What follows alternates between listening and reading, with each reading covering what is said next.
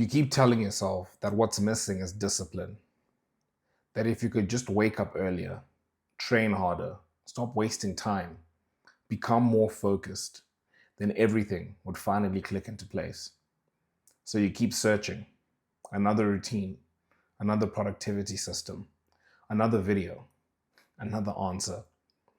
Because life feels slightly out of place. You know that feeling. You know you should be doing more than you are. You know you're capable of more than this. You know there's a better version of you somewhere in the distance. But no matter how much you think about changing, something still feels off. Even when you have productive days, it doesn't fully solve it. Even when you make progress, the feeling comes back. So you start assuming something must be wrong with you. Maybe you're lazy. Maybe you lack discipline. Maybe you just don't have what it takes. But what if that isn't the real problem? What if you've been trying to solve an isolation problem with self improvement?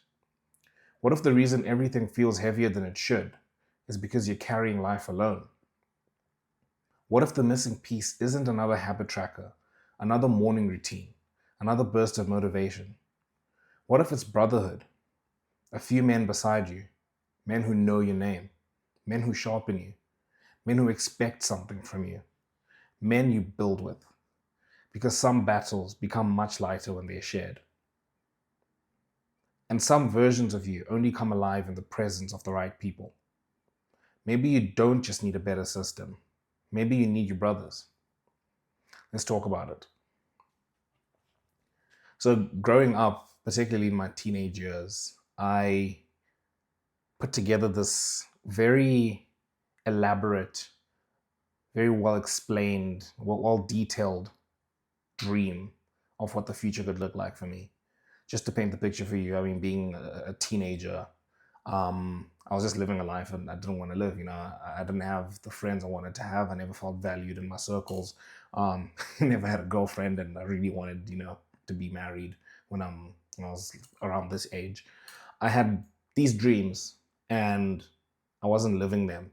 So obviously, there's quite a few things you can do when you're a kid, trying to figure out how to resolve that. And for me, it was creating this vision of what life could be like and something to aim at. And I think it was a very good thing to do, actually, at a young age, to say, cool, I have this life I'm living that I don't like. There's this life that I really want. And you start detailing it. Like, it was so detailed. Probably spent too much time detailing that vision. But nonetheless, I built a picture of something I could aim at. And in that vision, I had this dream of being a professional footballer because that was the passion I had. I didn't really have anything else that I could think of at the time that I'm like, man, this I could actually would like to go pro in.